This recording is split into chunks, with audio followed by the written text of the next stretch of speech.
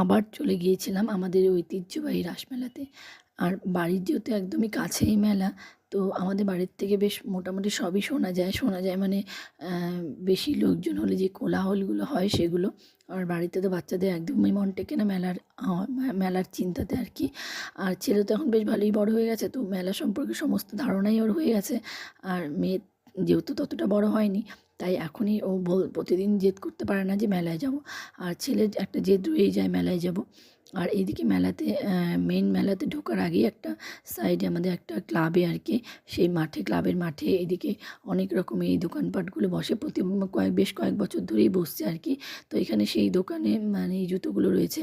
তো মেয়ে যেহেতু বড় হয়েছে, ভাবলাম এবার ওর পায়ে সাইজের জুতো পাওয়া যাবে, তো নেব। তো ছেলে আর সেখানে ঢুকতে মানে দেখতেই দিল না, যেহেতু ওর ওখানে কোনো প্রয়োজন নেই, তাই ও আমাকে আর দেখতে দিল না। আর একদিকে মেয়ে আবার সেই দোলনা দেখে সেখানে দোলনা একটু চেপে আসলো। এবার আমরা চলে যাচ্ছি মেলার মেইন মাঠে আর কি।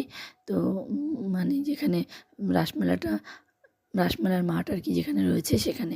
তো বেশ ভালোই ভিড় ছিল সেদিনও, যেদিন আমরা গিয়েছিলাম। তো সেখানেই আমরা হেঁটে হেঁটে চলছি।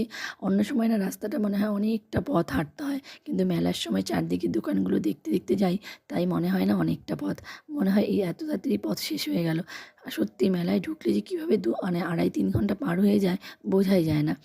আর আমাদের এই রাসমেলা এতটাই বড়, যারা বাইরের বন্ধুরা রয়েছেন আমার, তারা মানে দেখেননি, যারা জানেন না তারা অবশ্যই একবার আসবেন, এসে দেখে যাবেন যে আমাদের এই কোচবিহারের রাসমেলা কতটা বড়, অনেক বড়। মানে 3 ঘন্টার আগে পুরো মেলা দেখে বের হওয়া সম্ভব নয়। তো যাই হোক, আর এদিকে আমরা ঢুকি, যে লোভনীয় খাবারগুলো চোখে পড়ে সেগুলো হলো এই যে এখানে সব ফিশ পকোড়া রয়েছে। তো সেটাই আমরা নিয়ে নিলাম 1 প্লেট। আর 1 প্লেট নিয়ে মন ভরে না ঠিকই, তো পরে যার জন্য আরও 1 প্লেট নেওয়া হয়েছিল। তারপর সেসব খাওয়া দাওয়া করে চলে গিয়েছিলাম আমরা এই নাগরদোলার দোলনাগুলো যেখানে রয়েছে সেখানে। আর মেয়ে তো দেখেই বলছে আমি চড়বো, আর ও এতটাই ছোটো যে ওকে এখানে চাপানো সম্ভব নয়। আর ছেলে এখন বুঝতে শিখে গেছে, যার জন্য ও খুব একটা জেদ করে না। ওর যেগুলো দরকার সেগুলো ও নেওয়ার জন্য সামান্য জেদ করে, কিন্তু বললে সেটা বোঝে। তো যাই হোক, আজকে ভিডিওটি কেমন লাগলো অবশ্যই জানাবেন। আর এরপরে আরও মেলার ভিডিও আসবে মানে আমি যে টুকটুক করে যে ভিডিওগুলো করি আর কি, সমস্ত দোকানপাট তো দেখানো সম্ভব হয় না, যেহেতু মেয়ে ছোটো, ওকে আমার ধরতে হয়, না হলে ও মানে কোথায় হাত ছেড়ে চলে যাবে তার কোনো ঠিক নেই। যার জন্য সমস্ত ভিডিওগুলো দেখানো মানে করা হয় না আর কি আমার। তো এরপরে চেষ্টা করব সমস্ত দোকানপাটগুলো দেখানোর। তো আজকে ভিডিওটা এখানেই রাখছি।